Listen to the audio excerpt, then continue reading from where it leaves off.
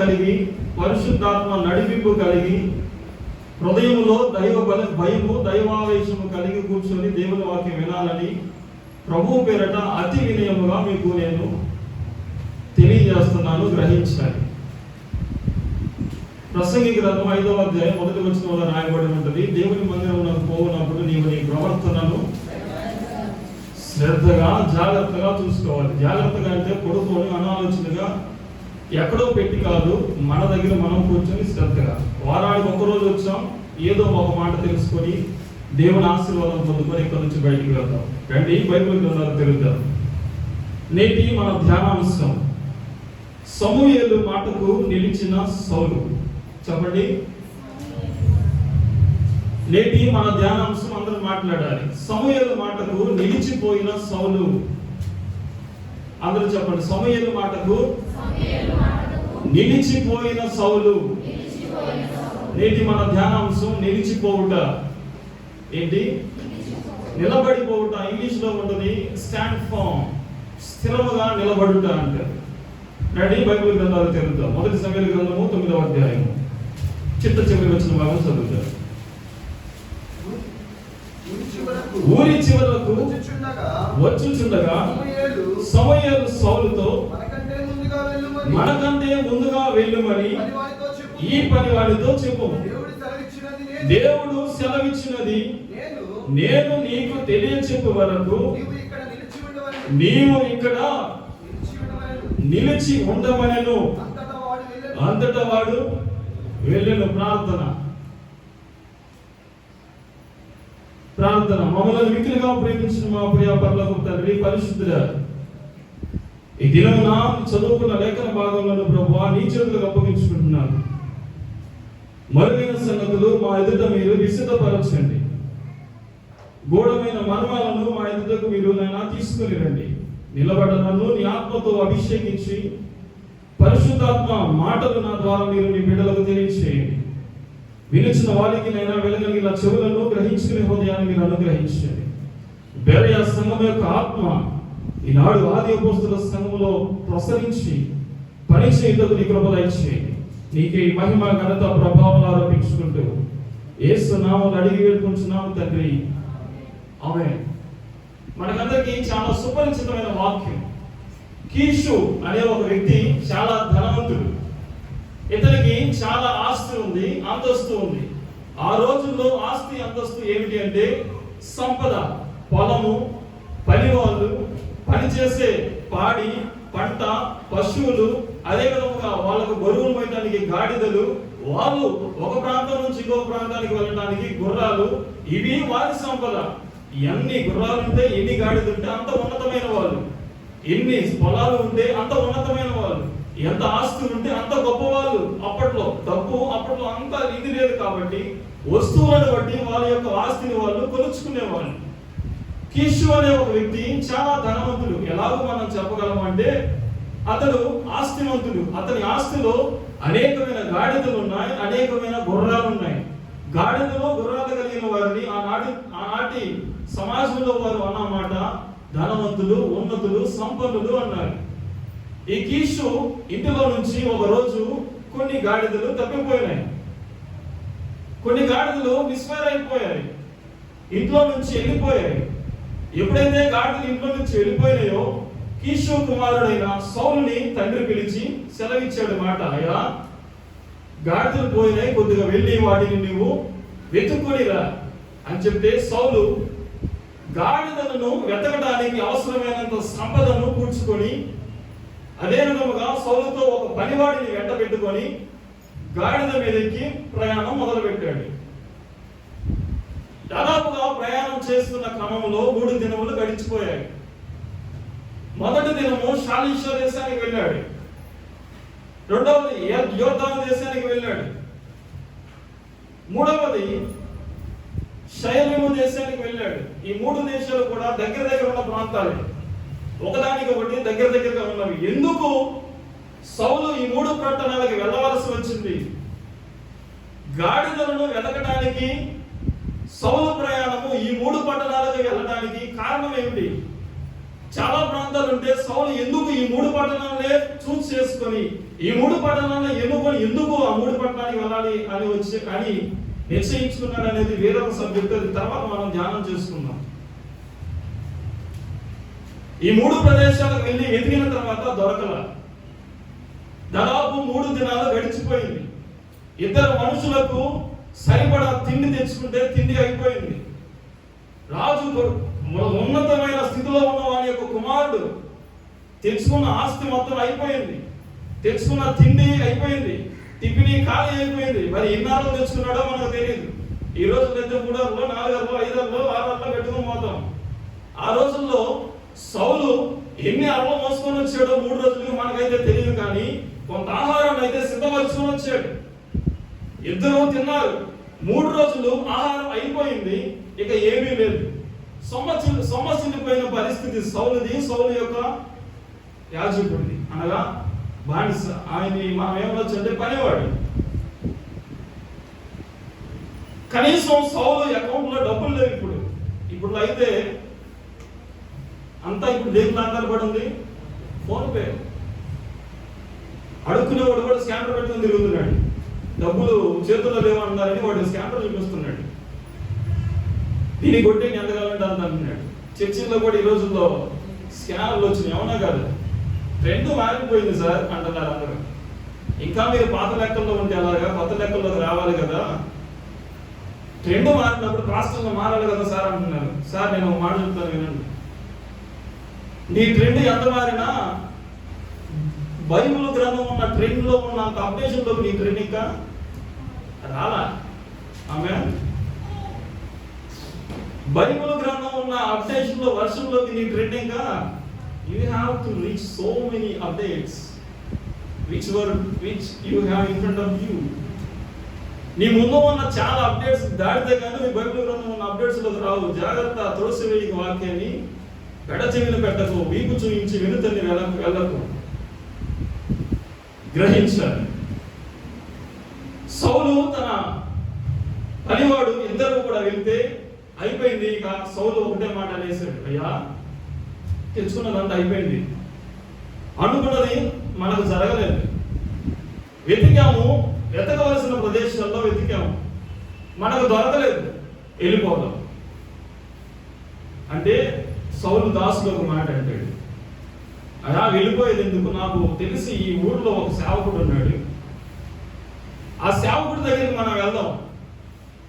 ఆయన ఒక దీర్ఘదర్శి, దాని నుంచి బేర్షెబా వరకు ఒక గొప్ప పేరు ప్రఖ్యాతులు గాంచిన వ్యక్తి. ఏ ఒక్కడు కూడా దైవజనుడి దగ్గరికి వెళ్ళి ఒట్టి చేతులతో వచ్చిన వాడు కాదు. ఏ ఒక్కడు కూడా దీర్ఘదర్శి దగ్గరికి వెళ్ళి సమాధానం లేకుండా వచ్చిన వాడు కాదు.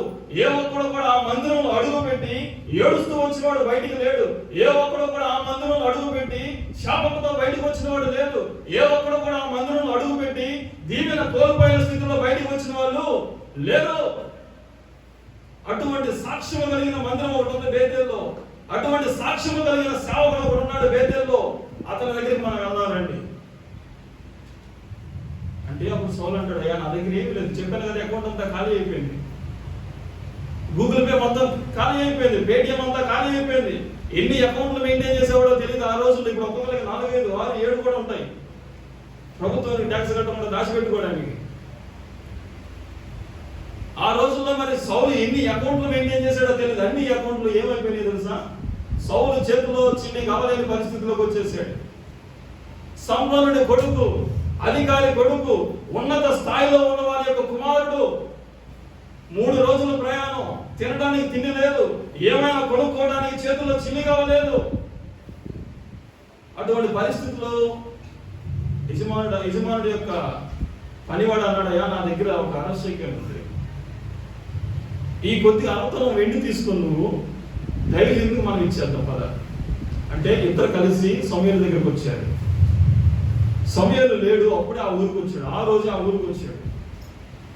ఆ ఊరికి వచ్చి బేతేలుకి ఎక్కిపోతున్నాడు. కొండకి ఎక్కిపోతున్న క్రమంలో వీళ్ళందరూ గ్రహించి సమూయేలునే వీళ్ళు అడుగుతాడయ్యా ఇక్కడ దైవజనుడు ఎవరు? నేనే అంటాడు. నువ్వు ఎందుకు వచ్చావో నాకు తెలుసు, నేను నీ కొరకు ప్రార్థన చేస్తాను, నీ గాడిదలు నీకు దొరుకుతాయి. సౌలు ఏమి చెప్పలా, గ్రహించింది దైవజనుని యొక్క లక్షణాలు ఇవి. ఒకటి, సమూయేలు ఆ గ్రామంలో లేడు. పని కొరకు, దేవుడి సేవ కొరకు ఎక్కడికో వెళ్ళాడు. సేవకుడు ఇంట్లో కూర్చొని పడుకోవడానికి కాదు దేవుడి సేవకుడికి నిర్ణయించింది. నశించిన వారిని వెదక రక్షించడానికి, నశించిన దాని దగ్గరికి వెళ్ళి రాక రావడానికి. రెండవది, సేవకుడు దిగిపోతున్నవాడు కాదు, ఎక్కిపోతున్నవాడు. సౌలు యొక్క యజమానుడు సమూయేలు దగ్గరకు వచ్చినప్పుడు సమూయేలు కష్టపడి ముసలి వయసులో కూడా కొండ ఎక్కిపోతున్నాడు మందిరానికి. దేవునికి స్తోత్రం. కష్ట పరిస్థితి నీ శరీరానికి రావచ్చు కానీ నీ ఆత్మకు కాదు. ఆత్మలో సొమ్మసిల్లిపోయిన వాడు సేవకుడిగా ఉంటాడు. సొమ్మసిల్లిపోయిన వాడు సేవకు పనికిరాడు. ఆత్మలో సొమ్మసిల్లిపోయే ఉత్సాహం లేని వాడు ఆత్మలో సేవకు పనికిరాడు. ఆత్మలో తృష్ణ కలిగిన వాడే సేవలు చేయగలడు, సేవకు పనికి వస్తాడు. పైకి ఎక్కి వెళ్తున్నాడు. మూడోది, దైవ దర్శనం కలిగిన వాడు. రాకముందే ముందు రోజే దేవుని దర్శనం పొందుకున్న వ్యక్తి. ఇటువంటి వ్యక్తి దగ్గరికి వెళ్ళగానే మొత్తం చెప్పేశాడు, అయ్యా నీకు వచ్చేసింది, ఈ రాత్రి నువ్వు ఇక్కడ ఉండు, నేను నీకు రేపు పొద్దున ఒక మాట నీకు తెలియచేయాలి. సరే అన్నాడు. సౌలు మిద్ది మీదకి వెళ్ళిపోయి అక్కడ ధ్యానం చేస్తున్నాడు. నేను ఆలోచన చేశాను ఒక రోజు, ఈ దావీదుకి ఈ మిద్దెకి అలవాటు ఎక్కడి నుంచి వచ్చిందంటే ఇది ఈ సౌలు దగ్గర నుంచే వచ్చింది. దావీదు మిద్దెకి తప్పు చేశాడు కదా, ఈ తప్పు దావీదు ఒక్కడే కాదు, సౌలు తరం నుంచే ఉంది ఈ మిద్దెకి చూసే అలవాటు. వీళ్ళకి మిద్దెకి మిద్ది మీద కూర్చున్న అలవాటు సౌలు తరం నుంచే ఉంది. వీళ్ళకి ఉన్నతులు సంపన్నులు ఏం చేస్తారంటే మిద్ది దగ్గర కూర్చుంటారంట. ఈ సౌలు మిద్ది మీద ఉంటాడు. తర్వాత రోజు పిలుస్తాడు సమూయేలు, అయ్యా నీ యొక్క దాసునితో నువ్వు ఒక మాట చెప్పు, నువ్వు ముందుగా వెళ్ళిపోమని చెప్పేసాయి, కానీ ఈ రోజు నువ్వు ఇక్కడ నిలిచిపోమంటాడు. దేవునికి స్తోత్రం. ఇక్కడ నువ్వు ఈ రాత్రి నిలిచిపోవాలి. ఈ రోజు నువ్వు ఇక్కడ నిలబడాలి. ఎందుకు అంటే నీకు ఒంటరిగా నేను ఒక మాట నీకు తెలియజేయాలన్నా. దేవునికి స్తోత్రం. నీకు ఒక్కరికి మాత్రమే అది, నీ తండ్రికి కాదు, నీ సంతతికి కాదు, నీ తరము వారికి కాదు, నీ తండ్రి పితృ పారంపర్యంగా వచ్చిన వారు ఎవరికి కాదు, ఓన్లీ ఫర్ యూ. నీకు మాత్రమే నేను ఈరోజు ఒక వాక్యం తెలియచేయాలి. నీకు మాత్రమే ఒక మాట నేను తెలియచేయాలి. నీతో మాత్రమే నేను ఒక మాట నేను మాట్లాడాలి. నీకు మాత్రమే, నీకు సరిపోయినదే ఈరోజు నేను ఒకటి తెలియచేయాలి. ఇక్కడ నిలబడు. ఈరోజు ఆది అపోస్తలుల సంఘంతో కూడా దేవుడు మాట్లాడుతున్న మాట, ఈరోజు దేవుడు తెలియజేస్తున్న మాట ఒకటే. దేవుడు కూడా ఈరోజు నీతో మాత్రమే, నీకు మాత్రమే సరితూగిన ఒక మాట నీతో మాట్లాడాలనుకుంటున్నాడు. అయితే ఆయన చెప్తున్న ఒకే ఒక వాక్కు, ఆయన సన్నిధిలో నిలబడమంటున్నాడు. హల్లెలూయా, హల్లెలూయా. దేవుని సన్నిధిలో నువ్వు నిలబడగలిగితే, దేవుని సన్నిధిలో నువ్వు స్థిరపడగలిగితే, దేవుని వాక్యం అనే పునాదుల మీద నువ్వు కట్టబడగలిగితే, దేవుని వాక్యం అనే దేవుని విశ్వాసమును నువ్వు లోతులోనికి నడిపించబడగలిగితే, ఈరోజు దేవుడు నీతో ఒక మాట, నీకు మాత్రమే సరిపోయినది, నీకు మాత్రమే కావలసినది, నీ కుటుంబానికి మాత్రమే కావలసినది దేవుడు నీతో మాట్లాడాలనుకుంటున్నాడు. దైవజనుని మాటకు విలువిచ్చి సౌలు నిలిచిపోయాడండి. అప్పటికి సౌలు 3 రోజులు ప్రయాణం చేసి అలిసిపోయాడు. వెతికి సొమ్మసిల్లిపోయాడు. కోల్పోయిన స్థితి, దిగజారిపోయిన స్థితి, వదిలిపెట్టలేకపోయిన స్థితి, అందరి ద్వారా నెట్టివేయబడిన స్థితి, ఎవరు దగ్గర లేని పరిస్థితి. తండ్రి ఉన్నతుడే, తండ్రి ఆస్తివంతుడే, తండ్రి స్థానం వేరు, తండ్రి సింహాసనం వేరు, అయినను ఏమి లేని వాడిగా మిగిలిపోయిన సౌలుని సమూయేలు చెప్తున్నాడు, నిలిచిపో. సౌలు యొక్క స్థితి ఒకటి, పోగొట్టుకున్న స్థితి. 2, వెతికి అలిసిపోయిన స్థితి. 3, దొరకక జీవితం మీద ఆశను కోల్పోయిన స్థితి. అటువంటి బిడ్డతో దేవుడు మాట్లాడుతున్నాడు, నా సన్నిధిలో నువ్వు నిలిచిపో. ఈరోజు దేవుడు మాట్లాడుతున్నాడు అదే మాట మనతో కూడా. ఈరోజు నువ్వు దేనిని పోగొట్టుకున్నావో దాని గురించి నువ్వు వెతికి ఇంకా దొరకని పరిస్థితుల్లోనే ఉన్నావేమో, ఇంకా అది నీకు కనబడని పరిస్థితుల్లోనే ఉన్నావేమో. దేని కొరకు నువ్వు ఎదుగుతున్నావో నాకు తెలియదు, ఏది నీ ఇంటిలో నుంచి పోయిందో నాకు తెలియదు, ఏ దీవెనను పోగొట్టుకున్నావో నాకు తెలియదు, ఏ ఆశీర్వాదాన్ని నువ్వు పోగొట్టుకున్నావో నాకు తెలియదు, ఏ మంచి రోజులు నీ కుటుంబంలో నీ దగ్గర నుంచి వెళ్ళిపోయినా నాకు తెలియదు. దాని కొరకు నువ్వు వెతికి వెతికి వెతికి వెతికి ఈ రోజు అలిసిపోయావు. ఎన్నో రోజులు ఏడ్చావు, ఎన్నో కన్నీళ్లు కార్చావు. ఇంకా అది నీకు దొరకక సొమ్మసిల్లిపోయిన పరిస్థితుల్లో ఉన్నావు, దిగజారిపోయిన పరిస్థితుల్లో ఉన్నావు. ఎవరు ఏమి చేయలేని నిస్సహాయ స్థితిలో పడిపోయి ఉన్నావు. ఎవరికి చెప్పుకుంటే తీరుస్తారు, ఎవరికి దగ్గరికి వెళితే ఆశ్రయం కలిగిస్తారు అని అర్థము కాని దిక్కుతోచని పరిస్థితుల్లో నిలబడిపోయావు. రెండవది, వెతికి వెతికి వెతికి జీవితం మీద ఆశని కోల్పోయిన స్థితి. జీవితం మీద ఆశ కోల్పోయి ఇక నాకు ఏం అవసరం లేదు, నేను మరలా తిరిగి వెళ్ళిపోవాలి, వచ్చిన పని నాకు నెరవేరలేదు, నేను తలపెట్టిన కార్యం నాకు మంచిగా కనబడలేదు, నేను సక్సెస్ అవ్వలేకపోతున్నాను, ఈ చదువు నా వల్ల కావడం లేదు, నేను ఏదో అనుకొని వచ్చాను కానీ ఇక్కడ ఏదో జరుగుతుంది, నేను ఏదో చేయాలని వచ్చాను, ఏదో కూడబెట్టాలని లేను, ఏదో కూడబెట్టాలని బయటికి వచ్చాను, ఏదో కూడబెట్టాలని మోయాబులోకి వెళ్ళాను, ఏమి చేయలేకపోతున్నాను.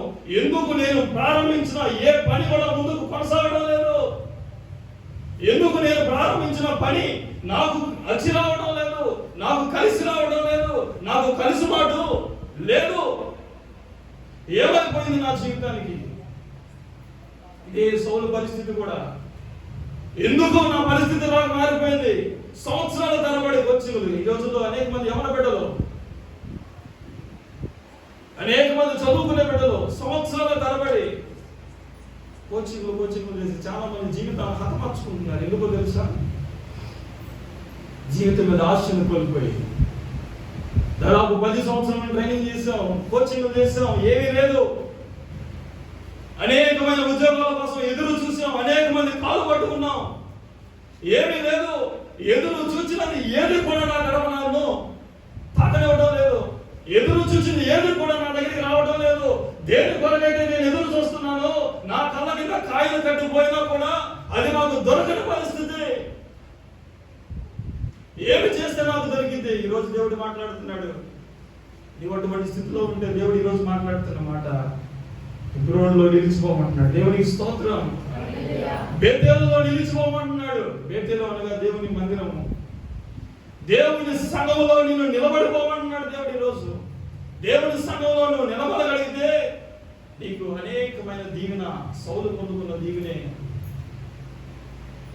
సౌలు నిలబడిపోయాడు. నిలబడే అనుభవం ఒక రోజు దావీదు కూడా, అబ్రహాము కూడా ఇదే పరిస్థితుల్లో నిలబడిపోయాడు. ఆదికాండం 18వ అధ్యాయం.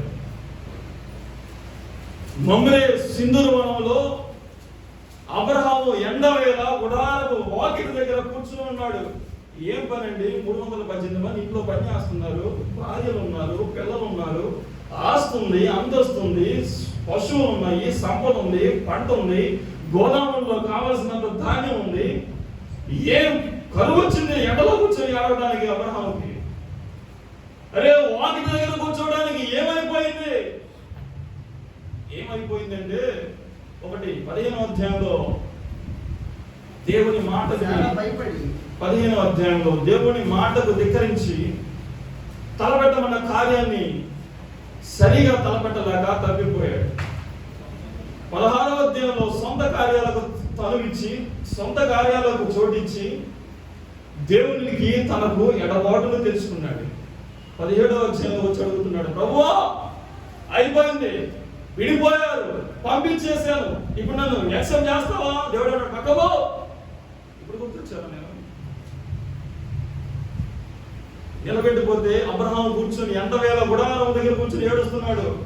ఇంట్లోకి వెళ్ళినా నాకు సంతోషం లేదు, బయటికి వెళ్ళినా నాకు సంతోషం లేదు. నన్ను పిలిచిన వాడే, నాకు విశ్వాసంలో స్థాయిని కల్పించిన వాడే, నాకు నమ్మకాన్ని కుదుర్చుకున్న వాడే, నన్ను పనికి పిలిచిన వాడే, నాకు డబ్బిస్తానని మాటించిన వాడే ఈ రోజు నన్ను ఏం చేశాడు? పక్కన వెళ్ళిపోమన్నాడు. ఆస్తిని పిలిచిన వాడే నన్ను ఒంటరిని చేసి రోడ్డు మీద వదిలివేసి వెళ్ళిపోయాడు. ఇక నేను ఎటు వెళ్ళను. ఇంట్లోకి వెళితే వాళ్ళ పనిలో వాళ్ళు, అక్కడ సంతోషం లేదు, బయటికి వస్తే బయట సంతోషం లేదు, దేవుని సన్నిధిలో వెళ్ళి ప్రార్థన చేద్దామంటే అక్కడ ఆయన అంగీకరించడం లేదు. దిక్కుతోచని పరిస్థితి అబ్రహాముది కూడా. ఆ రోజు ఇంట్లో గొడవలు, 17వ అధ్యాయం మనం చూస్తాం. గొడవ సమాధానం లేదు. ఇల్లంతా పచ్చగానే ఉంది, ఒళ్ళంతా పచ్చగానే ఉంది, కానీ హృదయం ఎండిపోయింది. అబ్రహాముకి దేవునికి స్తోత్రం. ఇల్లు ఆస్తి అంతా పచ్చగానే ఉన్నాడు, హృదయంలో ఎండిపోయిన పరిస్థితి. అందుకే ఎండవేళ గుడారం యొక్క వాకిటి దగ్గర కూర్చొని ఎదురు చూస్తున్నాడు దేవుడి కొరకు. ఈ రోజు నువ్వు కూర్చొని ఎదురు చూడగలిగితే ఖచ్చితంగా దేవుడి దగ్గరకు వస్తాడు. దేవునికి స్తోత్రం. ఏ విధమైన పరిస్థితి నీకుందో నాకైతే తెలియదు, ఏ విధమైనది నువ్వు కోల్పోయావో నాకు తెలియదు. ఈ రోజు దేవుని మందిరంలో నువ్వు నిలబడగలిగితే, దేవుని సన్నిధిలో నువ్వు స్థిరపడగలిగితే, దేవుని సన్నిధిలో నువ్వు ఒక తీర్మానం చేసుకుని దేవుని సన్నిధిలో నువ్వు స్థిరంగా ఉండగలిగితే నీ స్థితి మరలా నీకు రాబోతుంది. దేవునికి స్తోత్రం. యాకోబు కూడా ఒక రోజు అంతా సంపాదించుకొని వచ్చాడు. పట్టణంలో నుంచి యెహోవా దగ్గరికి రాగానే ఆలోచించాడు, ఏమైపోయింది? ఇంటికి వెళ్తే మా అన్న చంపేస్తాడు, వెనక్కి వెళ్తే మా మామ చంపేస్తాడు, ఏందిరా బాబు నాకు ఈ చావు కబుర్లు. ఎన్కౌంటర్ చెవులో వినపడుతుంది యాకోబుకి. ఎటు పోయినా ఎన్కౌంటరే. అటు పోతే అన్న చంపేస్తాడు, ఇటు పోతే మామ చంపేస్తాడు, ఈ మధ్యలో నిలబడితే ఏదో ఒకటి వచ్చి చంపేసింది. ఏంది నాయన ఈ చావు కబుర్లు నాకు?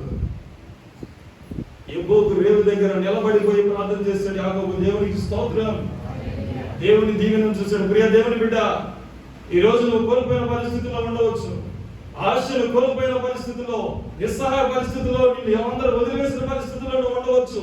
దేవుడు మాట్లాడుతున్న మాట, ఈ రోజు నువ్వు ఏ స్థితిలో దేవుని మందిరంలోకి వచ్చావో నాకు తెలియదు, ఏ ఆశతో దేవుని మందిరంలోకి వచ్చావో నాకు తెలియదు, ఏది పోగొట్టుకుని దేవుని మందిరంలోకి వచ్చావో నాకు తెలియదు, ఏ కన్నీరుతో దేవుని మందిరంలోకి వచ్చావో నాకు తెలియదు, ఏది పొందుకోవాలని దేవుని మందిరంలోకి వచ్చావో నాకు తెలియదు, దేని కొరకు ఎదురు చూస్తూ దేవుని మందిరంలోకి వచ్చావో నాకు తెలియదు.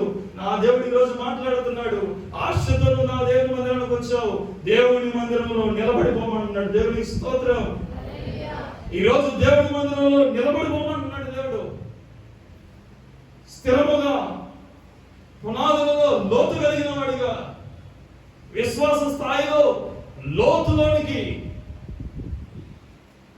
నిలబడిపోమంటున్నాడు దేవుడు. నిలబడిపోయిన సౌలు ఏమి సాధించాడు? ఈ రోజుల్లో అనేక మంది నిలబడతారు, కానీ ఎక్కడ నిలబడతారో వాళ్ళకే తెలియదు.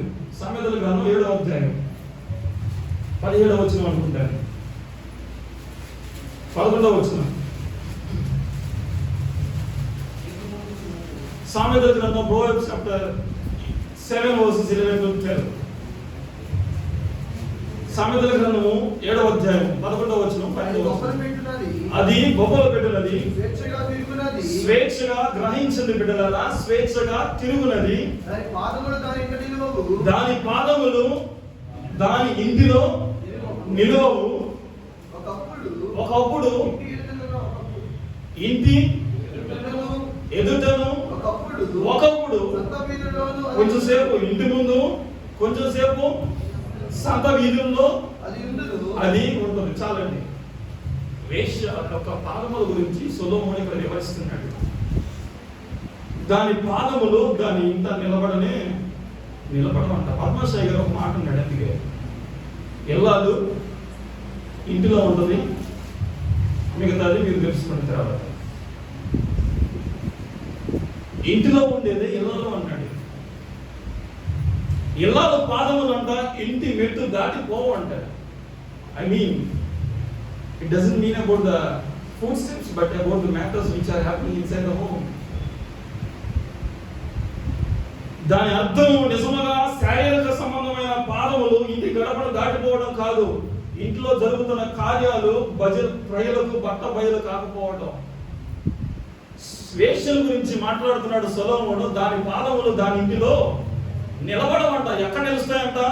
సంత వీధుల్లో నిలబడతాయంట, సందులు ఆ చివరి నిలబడతాయంట. కొద్ది రోజులు ఇంటి ముందు నిలబడిద్దంట, కొద్ది రోజులు ఇంటికి అవతల నిలబడింది, కొద్ది రోజులు ఎక్కడ లాభకరం అక్కడ నిలబడిద్దంట. ఈ పాదాలు ఏ పాదాలంటే స్థిరత్వం లేని పాదాలు. నిలబడుతున్నావు, ఎక్కడ నిలబడుతున్నావు అనేది గ్రహించాలి. ఈ రోజుల్లో పనికి మనం అలవాటు తయారైంది. ఒకరికి ఎవరొస్తుంది ట్యూషన్ వదిలిపెట్టే టైంకి ట్యూషన్ ముందుకు వెళ్ళి కూర్చొని కళ్ళ మీద కళ్ళేసుకుని కూర్చొని విజిలేస్తా ఉంటారండి. ఏ బ్యాచ్ ఇది? చదువు ఎక్కువైన బ్యాచ్. కాలేజీ బస్సులు వస్తూ ఉంటాయి ఇక పొద్దున్నే. వీడు బడికి వెళ్తాడో లేదో తెలియదు కానీ ఖచ్చితంగా బస్సు వచ్చినాయని మాత్రం కొత్త తొక్క వేసుకొని నీట్గా రెడీ అయిపోయి ఆడికి వెళ్ళి బస్సు ముందు నిలబడతాడు. ఆ బస్సులో ఎవరున్నా చూస్తారో లేదో ఒకటి తెలియదు కానీ టయానికి మళ్ళీ గంట పట్టినట్టు టయానికి తింటాడో లేదో తెలియదు, మళ్ళీ టయానికి ఇంట్లో వాళ్ళకి తెచ్చి పెడతాడో లేదో తెలియదు, ఇంట్లో వాళ్ళు ఎంత పోతున్నారో ఇది తెలియదు. కానీ టయానికి వెళ్ళి ఎక్కడ కూర్చుంటాడు తెలుసా? గేట్లో నిలబడతాడు. అందుకే ఒక కవి అన్నాడు, బెల్ బాటం ప్యాంటు ముందు బూట్ వేస్తారంట కుర్రోళ్ళు, కాలేజీ గేట్ ముందు బీట్ వేస్తారంట. ఒక కవి రాశాడండి, ఇది యవనస్తులు చూసి చూసి చూసి కవి రాశాడు. యవన బిడ్డలంట కాలేజీల గేట్ల ముందు నిలబెడతారంటే ఆయన. అందుకే అన్నాడు బెల్ బాటం ప్యాంట్ అంటే అప్పట్లో ఫేమస్ అది. అంటే బెల్ గంట లాగా ఉంటుంది కదా, ఫ్యాన్ గంట కింద ఎలా ఉంటుంది రౌండ్గా, అంత ఎడవని ఉంటుంది కింద ప్యాంట్. దాని కింద బూట్లు వేస్తారంట చూడటానికి. వీళ్ళు కాలేజీ గేట్ ముందు నిలబడి ఏమేస్తారంట? జరుగుతున్న సత్యం అండి ఇది. ఎవరి బిడ్డ గ్రహించు. ప్రియ తమ్ముడు, ప్రియ చెల్లి, ప్రియమైన దేవుని బిడ్డలారా గ్రహించాలి. నిలబడుతున్నావు మంచిదే, ఎక్కడ నిలబడుతున్నావు, ఏ విధమైన పరిస్థితుల్లో నిలబడుతున్నావు, ఏ విధమైన మనస్సుతో నిలబడుతున్నావు అనేది ప్రాముఖ్యం.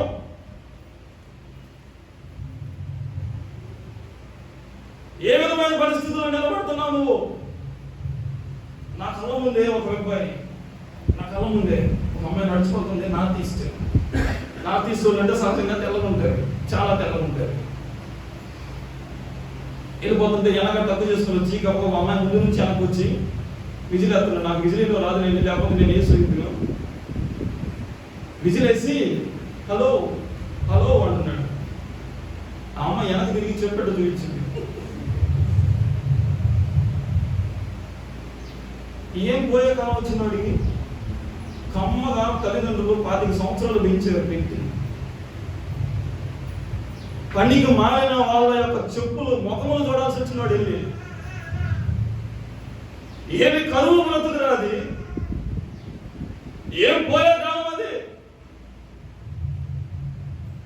నిలబడవలసిన పరిస్థితుల్లో నిలబడితే చూడకూడని నువ్వు చూడవు. నిలబడవలసిన పరిస్థితుల్లో నిలబడలేదు కాబట్టి చూడకూడని నువ్వు చూడాల్సి వస్తుంది నీ జీవితంలో. బిడ్డ గ్రహించు. ఈరోజు నువ్వు ఎక్కడ నిలబడుతున్నావు? ఈరోజు నీ మనస్సాక్షి ఏమి చెప్తుంది నీకు? నువ్వు నిలబడ్డ పరిస్థితులు నీకు సరైనవేనా? నువ్వు నిలబడ్డ పరిస్థితులు నీ ఆత్మీయతకు సరైనవేనా? నువ్వు నిలబడ్డ పరిస్థితుల్లో నిన్ను ఆత్మీయతలో పైకి తీసుకుని వచ్చేనా, పైకి నిలబెట్టేనా? ఏ విధమైన మనస్సాక్షితో నువ్వు నిలబడ్డావు గ్రహించాలి.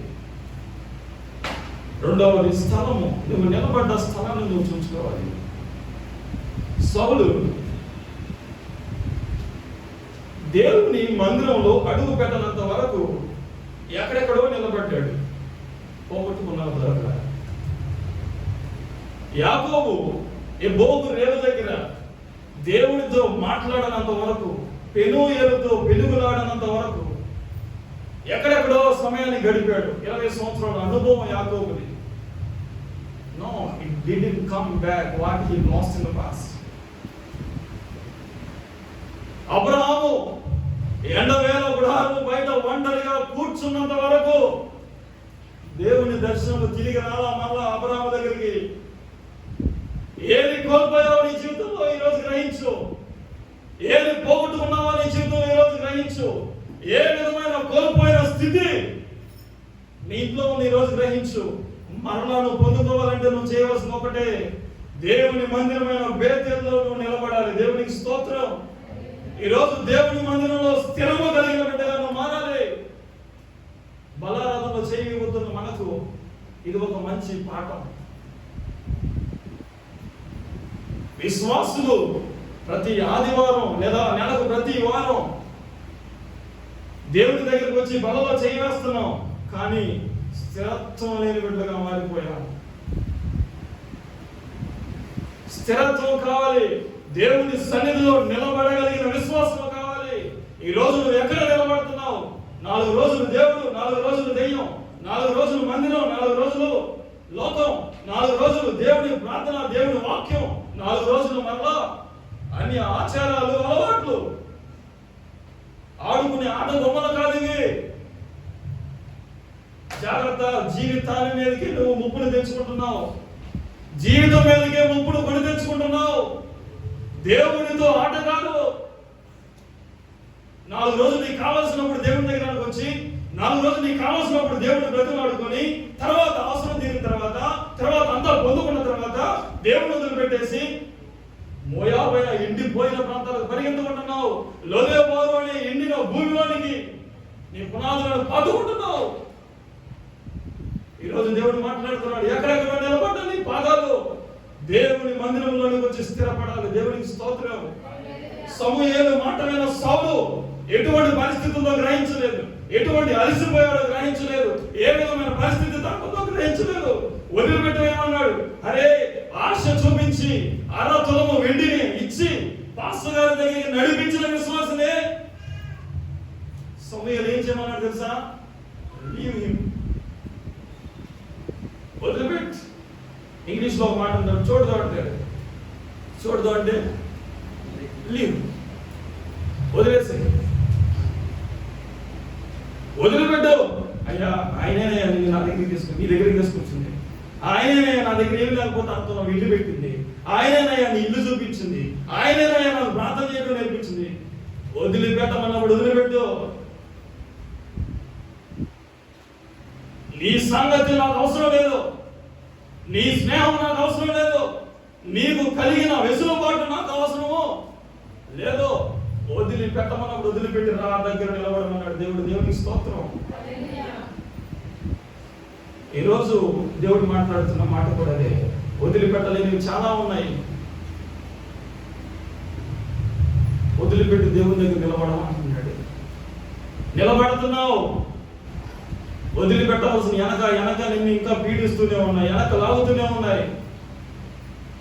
వదిలిపెట్టి నిలబడగలగాలి దేవుని సన్నిధిలో. దేవునికి స్తోత్రం. Pure heart is more important and precious than anything before the Lord. It will bring more anxiety and more bliss. Then only you may be able to recognize what is your stage and what is your equality or identity. Unless until అది జరగనంత వరకు you don't have any hope upon your life. నీ జీవితం మీద నీకు ఎటువంటి ఆశ ఉండదు. దేవుని సన్నిధిలో నిలబడిపోయిన సౌలు ఏమి సాధించాడు? 3 కార్యాలు సౌలు సాధించాడు. చాలా పెద్ద ప్రసంగం, జాగ్రత్తగా వినండి. అందుకే నేను చెప్పాను, మీరు చెప్పినంత చేయకు, జాగ్రత్తగా విన్నాము. మేము చెప్పినప్పుడు జాగ్రత్తగా వినమన్నాం, జాగ్రత్తగా వినాలి. బిడ్డలారా గ్రహించాలి. సౌలు నిలబడిపోయాడు, ఏమి సంపాదించాడు? ఈరోజు దేవుని మందిరంలో నిలబడిపోవాలన్నాడు. దేవుని మందిరంలో నిలబడితే ఏమి దీవెన? రండి బైబిల్ గ్రంథంలోనికి. అదే 1 సమూయేలు రాసిన గ్రంథము 10వ అధ్యాయం 10వ అధ్యాయము 2వ వచనం. ఈ దినమున నీవు నా ఎదురు నుండి పోయిన తర్వాత బెన్యామీను సరిహద్దులలో సెల్సలో నుండి రాహేలు సమాధి దగ్గర గుర్తుపెట్టుకోండి, నెంబరు 2 మనుషులు నీకు కనబడతారు. వారు నీవు వెతకపోయిన గార్ధములు దొరికినవి. చాలండి. మొదటి ఆశీర్వాదం, దేవుని మందిరంలో నువ్వు నిలబడగలిగితే నీకు ఉన్న చెడు అలవాట్లు, చెడు వ్యసనాలను వదిలిపెట్టి ఒంటరి ప్రయాణంగా దేవుని సన్నిధిలో నువ్వు గడపగలిగితే దేవుడు నీకు అనుగ్రహిస్తున్న మొట్టమొదటి ఆశీర్వాదం ఏమిటో తెలుసా? 1 సుసమాచారం. దేవునికి స్తోత్రం. ఇప్పటి వరకు నువ్వు అన్ని చెడు వార్తలే, ఇప్పటి వరకు నీ జీవితం అంతా చెడే, ఇప్పటి వరకు ఏ వార్త నీ దగ్గరకు వచ్చినా దానిలో నష్టమే. మొదట సౌలుని తండ్రి పిలిచాడు కీషు. అరే బాబు పోయి రమ్మన్నాడు. చెడు వార్త, కొనుక్కుపోయాడు. దగ్గరికి ఎదిగితే సౌలు యొక్క పనివాడు అడుగుతుంటే పనివాడు అంటాడు ఎక్కడా దొరకలేదు, చెడు వార్తే. సమూయేలు దగ్గరికి వెళ్తే సమూయేలు గ్రామంలో లేడు, చెడు వార్త. సమూయేలు దగ్గరికి వెళ్ళి నిలబడితే సమూయేలు అన్నాడు నిలబడిపో. అరే ఎక్కడికి వెళ్ళినా చెడు వార్తలు చెవులో పడ్డాయి. ఏంటి బ్రతుకు? ఇటు వెళ్ళి నా చెడు వార్త వస్తుంది, అటు వెళ్ళి నా చెడే నాకు వస్తుంది, ముందుకు వెళ్ళి నా చెడే, వెనక వెళ్ళి నా చెడే. నా పరిస్థితి ఎలాగో అయిపోయిందంటే ముందు నొయ్యి వెనక పోయి ఇటు గోడతో పోయి చెప్పతో పోయి రెండు కలిసి నా మీదకి వచ్చిన పరిస్థితి అయిపోయింది. సౌలు కూడా అదే అనుకున్నాడు. దేవుని మందిరంలో నిలబడిన తర్వాత మొట్టమొదటి దీవెన సమూయేలు ద్వారా దేవుడు అనుగ్రహిస్తున్నాడు సౌలుకి. ఏమిటి అంటే సుసమాచారం. దేవునికి స్తోత్రం. ఈ రోజు నుంచి నువ్వు వినబోయే ప్రతి సమాచారం, ఈ రోజు నుంచి నువ్వు వినబోయే ప్రతి వార్త, ఈ రోజు నుంచి నువ్వు గ్రహించబోయే ప్రతి విషయం నీ కుటుంబానికి మంచి చేసేది మాత్రమే. దేవునికి స్తోత్రం. నీ కుటుంబానికి మేలు చేసేది మాత్రమే. సుసమాచారాలు, శుభ వార్తలు నువ్వు వినబోతున్నావు. మంచి వార్తలు నీకు మేలుకరమైనవి, నీకు మేలు చేసేవి, నీ కుటుంబాన్ని ఉన్నతమైన స్థానంలో పెట్టేవి నువ్వు గ్రహించబోతున్నావు. రెండవది అదే 10వ అధ్యాయం 4-5 వచనాలు చదువుతారు. మూడవ వచనం నుంచి చదవండి. తరువాత నీవు అక్కడి నుండి వెళ్ళి చదవండి.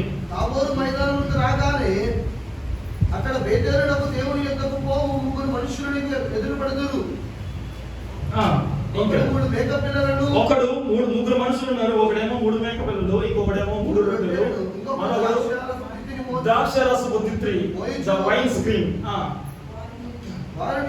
వారు నిన్ను కుశల ప్రశ్నలు అడిగి నీకు 2 రొట్టెలను ఇస్తారు. అవి వారి చేత నీవు తీసుకునవలెను. చాలండి, గ్రహించండి. ఆల్రెడీ సౌలు యొక్క ప్రయాణము రొట్టెలతోనే ప్రయాణమైంది, ద్రాక్షరసపు తిత్తితోనే ప్రయాణమైంది, మేక పిల్లలతోనే ప్రయాణమైంది. సౌలు యొక్క ప్రయాణం ఒకానొక ప్రదేశంలో అన్నీ కోల్పోయాడు, ఒకానొక పరిస్థితిలో అన్నీ కోల్పోయాడు. ఒకానొక పరిస్థితిలో మేక పిల్లలు పోయింది, సంపద వదిలిపోయింది, తిండి వదిలిపోయింది, తాగడానికి నీరు లేని పరిస్థితి, ఎటుపోవాలో తెలియదు, ఒంటరిగా మిగిలిపోయాడు, ఏకాకిగా అయిపోయాడు, వదిలివేయబడ్డవాడిగా, నిరాకరించబడిన వాడిగా, ఏ దిక్కు తోచని వాడిగా, ఎడారిలో ఒక ఏమంటారు ఎడారి వృక్షముగా మిగిలిపోయాడు సౌలు. బేతేలులో నిలబడిన తర్వాత, దేవుని మందిరంలో స్థిరపడిన తర్వాత, దేవుని దగ్గర మరలా నిలబడిన తర్వాత దేవుడు అనుగ్రహిస్తున్న మరొక వాగ్దానం, కోల్పోయిన మేక పిల్లలు మరలాని దగ్గరికి రాబోతున్న. దేవునికి స్తోత్రం. కోల్పోయిన తిండి, కోల్పోయిన ద్రాక్షారసపు తిండి అనగా సంతోషం, కోల్పోయిన సమృద్ధి, కోల్పోయిన సమాధానం, కోల్పోయిన సంతోషం మరలా నీ కుటుంబంలో నువ్వు చూడబోతున్నావు. ఆమేన్. కారణం దేవుని సన్నిధిలో నువ్వు నిలబడడానికి నిశ్చయించుకున్నావు. మూడవది 5వ అధ్యాయం 5వ వచనం. ఇలాగ పోవచ్చు. చదవండి, కంటిన్యూస్ చదవండి. కాపువారుండు దేవుని కొండకు చేరుదు, అచ్చట ఊరి దగ్గర నీవు రాగానే స్వరమండలమును తంబుర సన్నాయి సితార వాయించిన వారి వెనక ఉన్నతమైన స్థలము నుండి దిగవచ్చు ప్రవక్తల సమూహము నీకు కనబడును. వారు ప్రకటన చేయుచు వచ్చును. యెహోవా ఆత్మ గ్రహించాలి. యెహోవా ఆత్మ నీ మీదకి బలముగా దిగి వచ్చును. దేవునికి స్తోత్రం. నీవు వారితో కలిసి ప్రకటన చేయుచుండగా నీకు కొత్త మనస్సు వచ్చును. చాలండి.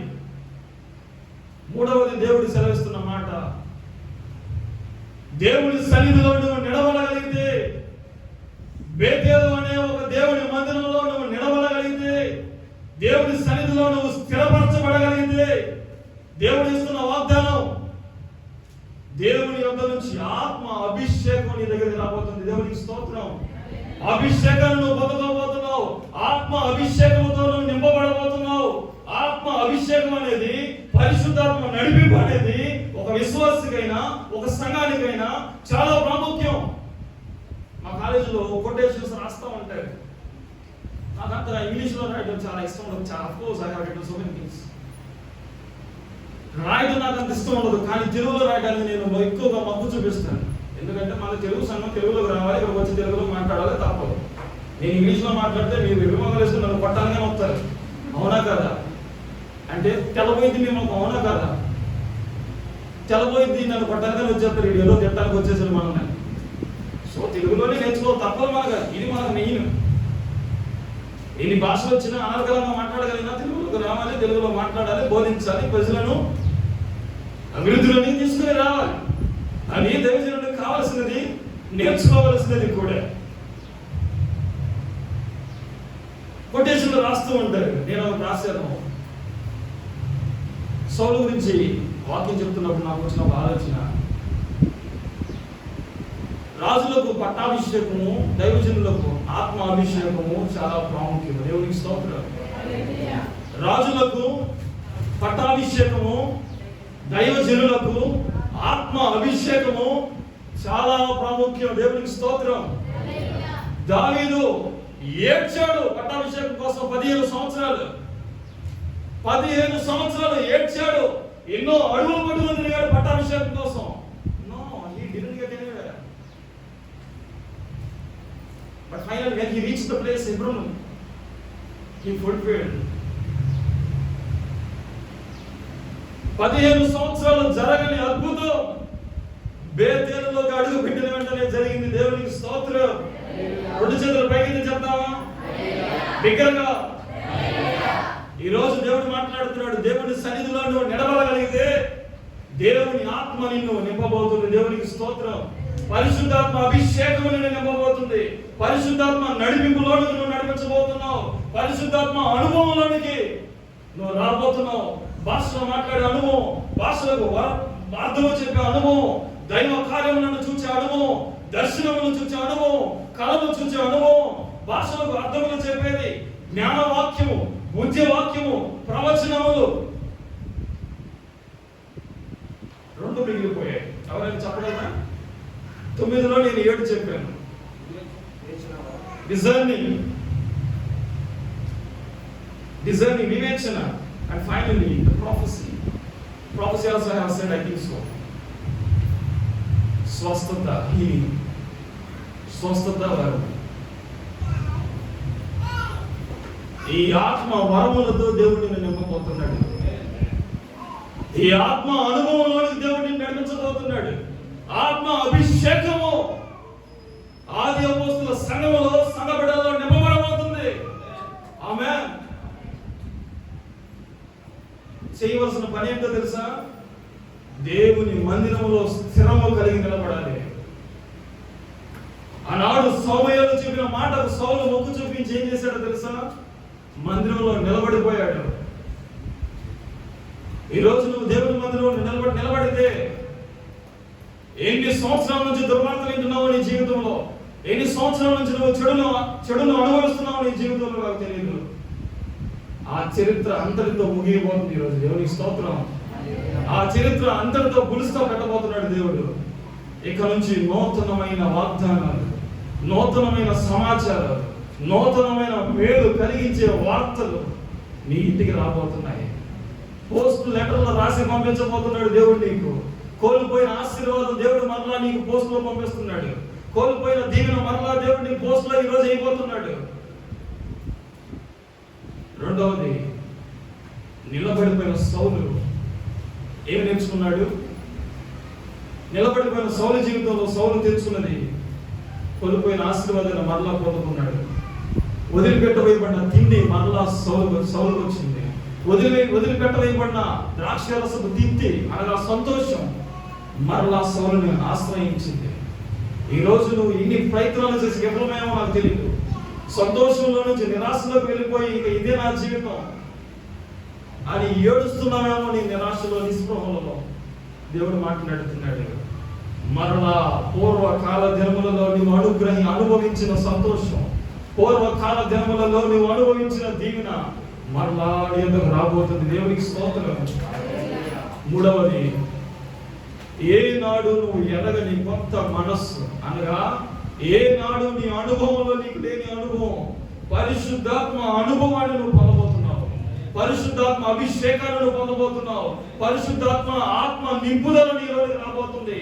ఆత్మ